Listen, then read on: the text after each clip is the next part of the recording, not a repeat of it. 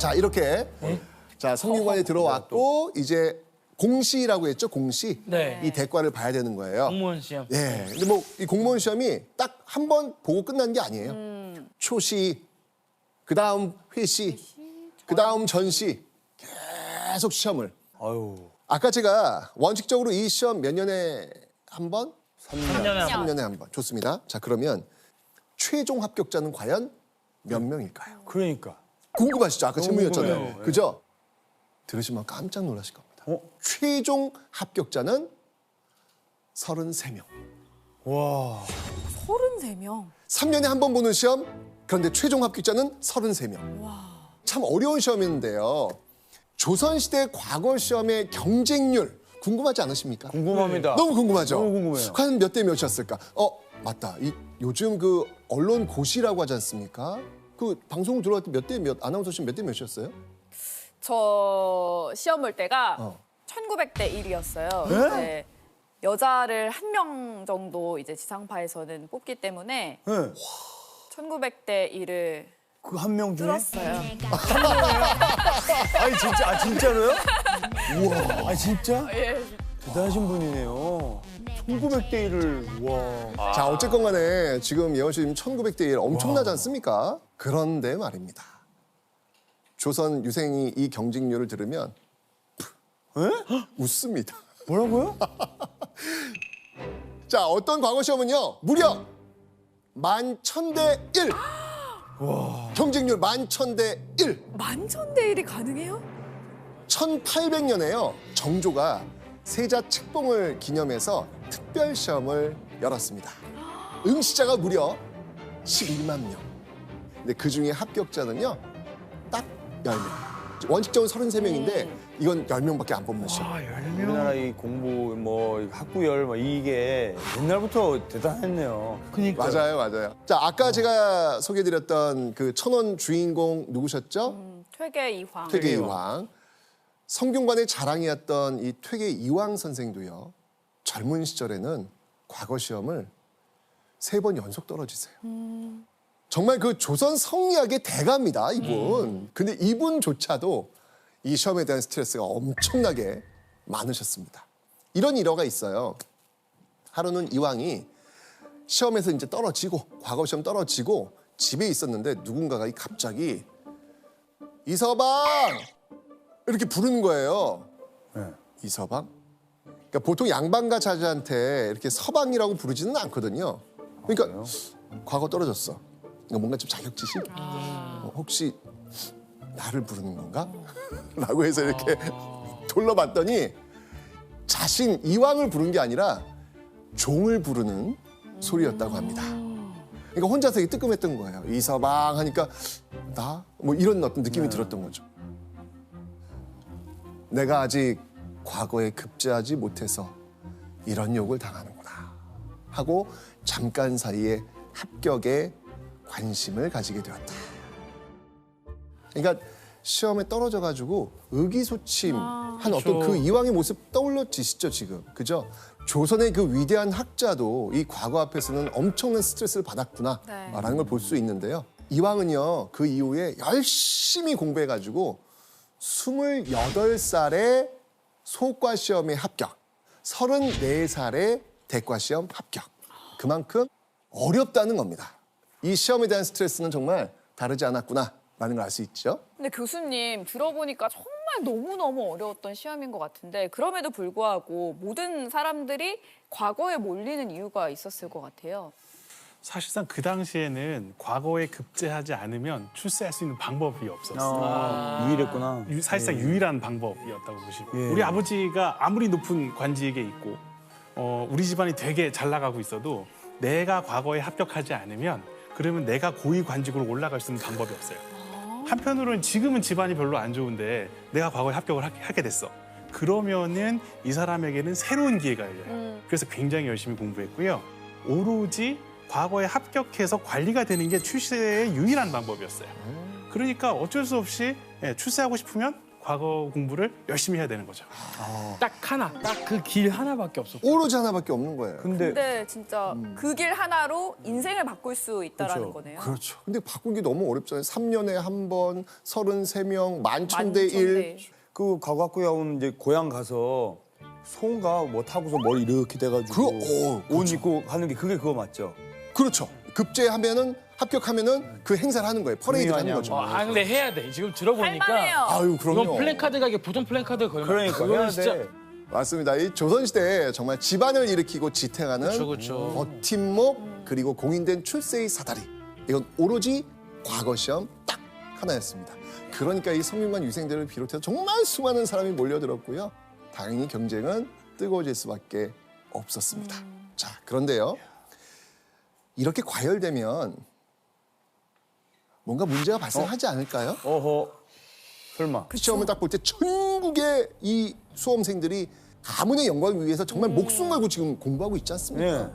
바로 예. 과거 시험에 부정행위가 생깁니다. 아, 그러니까 욕심이 이제 진짜 이게 그렇죠. 사실 저는 그 드라마 보면서 과거 볼 때 어디 임금님 딱 보고 있고 밑에 바닥에 전부 다 쫙 종이 피고 앉아 있는데 너무 가깝더라고. 아, 컨닝하기 좋았다. 우리가.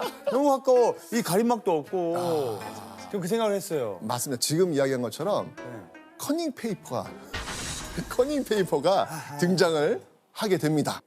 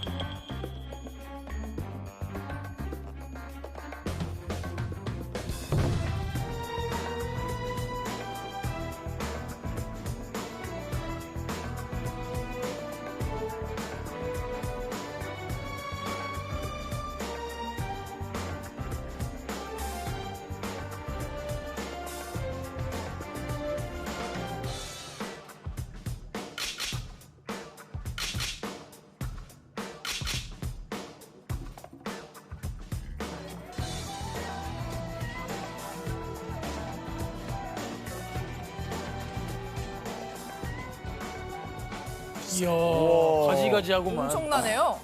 심지어는 콧구멍 속에다가 커닝 페이퍼죠. 몰래 꺼내가지고 보는 경우도 있어요.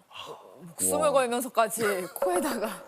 정말 별의별 방법들이 다 있었는데 자, 이런 부정행위가요 조선 후기에 특히 자주 발생을 합니다. 자, 그러다 보니 급기야 숙종대에 조선을 뒤흔든 최악의 입시 스캔들이 벌어집니다.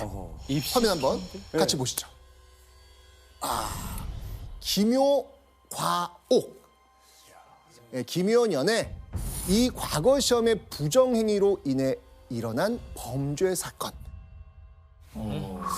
자, 이 숙종대에 열린 특별 과거 시험에서 엄청난 경쟁률을 뚫고 합격한 이들이 모두 의금부, 왕의 직속 사법기구죠. 이 의금부의 조사를 받는 사건이 일어난 겁니다. 합격했는데 갑자기 끌려간 거예요. 무서운데. 조사받는다고. 샅샅이 수색하라. 예.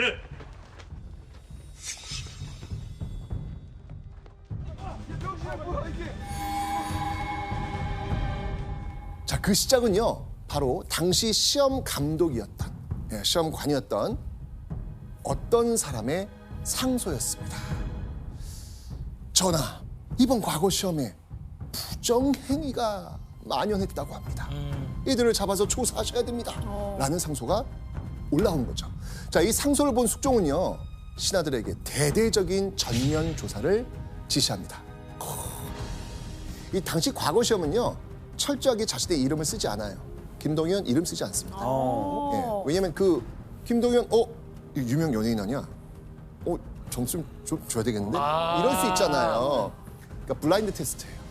그런데 뭐야? 합격한 시험지를 바꿔치기 한다든지 또는 감독관이 답안지를 고쳐서 써줘? 게다가 채점할 때 누구 답안지인지 자기들끼리 표시를 해가지고 미리 알고 합격시켜? 이런 모습들이 막 나온 거예요. 원래 알면 안 되는데 서로 아름아름 나쁜 품앗이를 한 거죠. 수험생 몇 명의 일탈이 아니라 고위직 관리와 시험 감독관까지 얽히고 설킨 정말 조직적인 비리 사건이었던 겁니다. 사실은 이 과거라고 하는 것은 왕의 신하를 뽑는 시험이거든요. 그런데 이런 부정행위를 한 거예요, 지금요. 그죠? 그래서 이 분노한 숙종은요, 이것들을 내가 가만히 둘 수 없겠다라고 하면서 이 시험 무효. 전면 무효. 전면 무효. 아유. 여기에 그치지 않습니다. 이 사건에 연루된 50여 명의 사람을 모두 파직, 유배, 심지어 군대까지 보냅니다. 유배까지. 자, 그런데 왕이 지금 이렇게 파직, 유배, 군대 딱 보냈어요. 근데 이런 처벌 내용을 듣자 신하들이 전하, 이것은 아니옵니다 라고 강력하게 반대를 합니다. 자, 신하들이 강력하게 반대했던 이유, 그 이유는 무엇일까요? 보냈을 때 네, 거기서 이 사람들이 빈자리가 너무 많아져서? 그럼 또 뽑으면 되잖아요. 오케이. 네, 뽑으면 영어 돼요. 시땡입니다. 뽑으면 되니까. 아니, 그러니까 지금 이제 왕이 파직하라, 유배하라, 군대를 보내라 이렇게 명을 내렸잖아요. 지금 이 신하들이 지금 딱 그걸 듣고 화가 났어. 자. 나란히 아는 것 같아. 조나단. 자, 조나단. 500년의 역사, 네. 이 호락호락한 나라가 아니에요. 그러니까 그게 힌트예요. 예. 아니 감히 그 과거 시험인데 그렇게 해버려? 해보라. 왜 안 죽이십니까? 조나단 정답. 오! 아니, 오늘 왜 이렇게 잘 맞춰요? 야, 충격. 제가 얘기했잖아요. 조선이라는 나라 그렇게 호락호락한 나라 아니에요. 호락호락하지가 않아요. 500년이에요. 그러니까 이 신하들은 뭐냐면 연루된 모든 사람 처벌했지만 그 처벌 그걸로는 안 된다는 거예요. 이거 약하다는 거예요. 그러니까 유배나 파직보다 더 심한 벌, 이 벌로 정말 일벌백계 해야 된다라고 이야기를 한 거죠. 사형 들어가는 거예요. 진짜 네. 엄격했구나. 그러니까 그때 당시 신하들은 만약에 이 처벌을 이런 식으로 하게 되면 이 일이 또 벌어지겠다. 이 생각을 하게 됐던 거예요. 그래서 당시의 처벌이 과거 시험에서 부정행위를 저지른 거랑 반역을 위해서 군대를 일으킨 거랑 똑같은 수준으로 처벌을 해요. 반역죄랑 진짜 같은. 이 사람들이 관료로 모범을 보여야 되는데 그러니까요. 이 사람을 뽑는 상황에서 문제가 발생하면 사회적으로도 해악이 엄청나거든요. 맞아요. 근데 이게 뭐 심한 처벌이라고 생각을 또 안 할 수 있는 게 왕의 신하, 내 옆에서 나를 지키고 나라를 지키는 일을, 그렇죠. 나라를 만드는 일을 해야 되는데 잘못된 사람이 들어와서 다 흐트려 놓을 수 있잖아요. 그렇죠. 그래서 엄격하게 하는 게 좀 일리 있다고 생각합니다. 맞습니다. 네. 자, 조선시대 지금 시험 문제 보셨어요? 네. 그러면 여러분들 한번 시험을 한번 보겠습니다. 과거 시험을 한번 보겠습니다. 자, 별의별 과거 문제.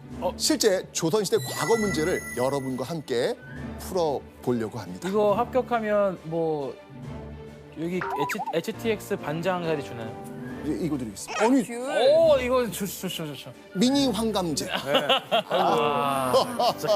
갑자기 긴장이 되군요. 어제 밤새고 왔느냐? 네, 공부 많이 했습니다. 제가 지금 드릴 시험 문제는요. 네. 실제 조선 과거 시험 문제 제가 드릴 거예요. 1616년 치러진 과거 시험에서 임금인 광해군이 출제한 문제입니다. 떨린다.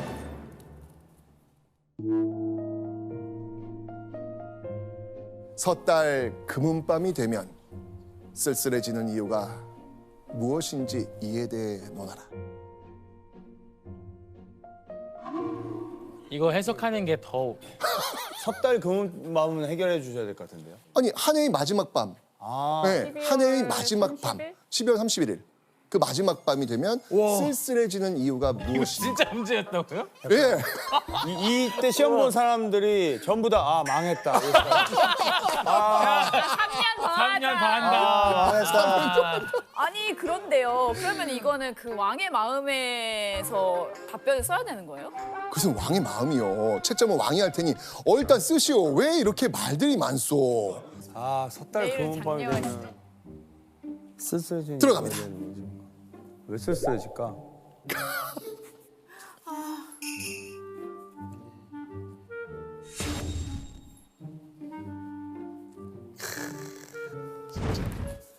조선으로 돌아왔네 진짜. 야.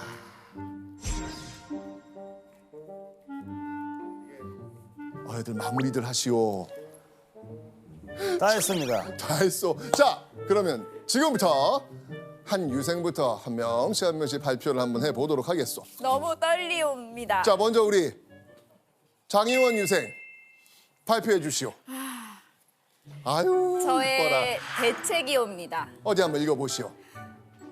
나는 무엇을 위해 사는가? 누구를 위해 일을 하는가? 어떤 마음으로 삶을 살아내는지 고민하다 보니 밤이 깊어가는구나. 요즘 나의 고민이요. 요호. 자, 다음. 네. 정말 궁금한 우리 동현 유생. 뭐 제가 보여드리겠습니다. 모든 백성이 행복하길 바라실 텐데 그런 고민을 함께할 사람이 곁에 없어서 그런 게 아닐까요? 제가 이제 평생 곁에서 함께 고민해드리겠습니다. 아니 이거는 아부 아니요. 이거는 아첨을 하고 있어. 나의 진심을 아부라고 말하다니. 아첨을 하고 있어. 이건 진심이요. 자, 다음 도저히 생각이 조나단 안 나서. 유생의 대책을 한번 보겠소. 기대돼요. 아니요, 나는 간단하게 기본적으로 썼어. 섣달 금음 낮에는 신하들과 함께해서 좋지만 금음 밤은 혼자이다 보니 쓸쓸한 것 같습니다. 두 번째 이유. 아직 불이 들어오지 않았을걸요 그때?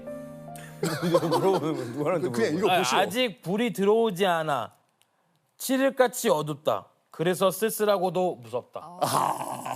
그렇게 써본. 당신은 3년 더 준비를 해야 될 것 같소. 굉장히 단순하게 접근을 했어. 네. 낮에는 사람이 많아서 외롭지 않고 밤에는 혼자라 외롭고 어두우니까 무섭고. 아, 3년 후에 뵙겠습니다. 네. 자, 그러면 예. 제가 지금 이제 우리 유생님들께서 쓰셨으니 우리 시험관님과 함께 예. 이 대책을 갖고 한번 채점을 한번 해보겠습니다. 어허. 주시오. 나는 장례원 유생이라고 어허 썼어. 이름을 써도 됩니까? 원래 이 이름을 쓰면 안 되는데. 아, 그렇소. 맞소. 자, 잘 평가를 해주시고. 자, 시험관님 이게 아, 어떻게 그렇소. 고르셨습니까? 저는 기본에 충실해봤습니다. 위격이 두 개나 있어서 어, 격식에 맞지 격식에 않은 안 답안이 맞는- 두 개나 있어. 무엇이 있습니까? 일단 이름을 쓰면 어허.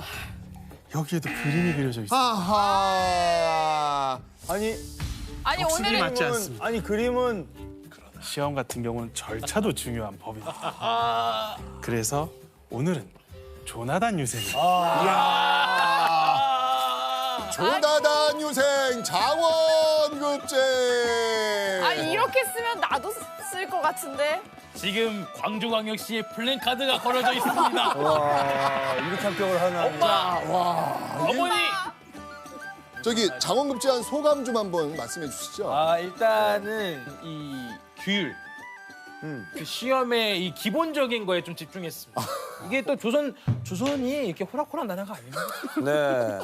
저는 사실 이게 저희가 재미로 해봤지만 실제 답은 어떤 답일까도 궁금하긴 해요. 궁금하죠. 네. 실제로는 어떤 답을 해 합격하는 걸까? 여기에 대한 답지가 있어요. 있어요? 답이 있어요? 있어요. 궁금해요. 자, 오늘은요 후대에 알려진 답안지 중 이명한 선비가 썼던 우와. 과거 시험 답안지 중 일부를 제가 보여드리도록. 우와. 너무 궁금하죠? 궁금해요. 자, 이 책무에 대한 대책 공개합니다. 내 계절이 번갈아 갈리고 세월이 오고 가니 우리네 인생도 끝이 있어 늙으면 젊음이 다시 오지 않습니다. 역사의 기록도 믿을 수 없고 인생은 부싯돌의 불처럼 우와. 짧습니다. 100년 후의 세월에는 내가 살아 있을 수 없으니 손가락을 꼽으며 지금의 이 세월을 안타까워하는 것입니다. 이야. 야, 이게 어떤 내용이냐면요. 이 자연의 어떤 순환과 다르게 인생은 유한하다. 그러기에 이 시간 가는 그 과정을 보면서 안타까워하기 때문입니다. 이야. 교수님, 이 왕이 직접 내는 문제들에는 어떤 기준이 있는 건가요? 지금 광해군의 문제처럼 굉장히 감성적인 문제들도 있지만 아까 이제 보셨듯이 현실의 굉장히 중요한 현안에 대해서 왕의 고민이 담긴 그런 문제들이 많았습니다. 이 과거에 합격한 사람들은 관료가 되어서 앞으로 백성들을 위해서 일을 해야 될 사람들인데 그 사람들이 주요 현안들을 모르면 안 되겠죠. 그러니까 주요 현안들에 대한 여러 가지 식견들을 보는 거고요. 이 사람들이 답안지를 작성할 때는 이건 분명히 유교 경전이나 아니면 역사책에 있는 내용을 바탕으로 해서 자기의 생각을 써야 돼요. 그러니까 시대적인 현안에 대해서 이론적 근거를 가지고 답을 해야 되기 때문에 이론하고 실무를 겸비한 인재를 뽑으려는 의도가 있었다. 이렇게 보시면 되겠습니다. 자, 근데 어쨌건 간에요. 실제 이 조선시대 합격했던 시험지 정말 어떤 사람에게는 3년이고 어떤 사람에게는 10년, 30년일 수도 있잖아요. 정말 자기 인생을 담아서 쓴 겁니다. 너무 정성을 쓴 겁니다. 그렇기 때문에 그 시험지 답안지 길이가 어마어마합니다. 실제 답안지 한번 제가 보여드리겠습니다. 야, 이 글씨. 이거 보세요, 지금. 네. 이 답안지는요, 조선 후기 그 2조 판서를 지냈던 그 김희순의 그 과거 시험 답안지로 알려져 있습니다. 빼곡하게 써진 글씨들 지금 보이시죠? 이 크기가요, 세로는 무려 1m 20cm, 가로는요 90cm나 된다고 합니다. 엄청 큰 거죠.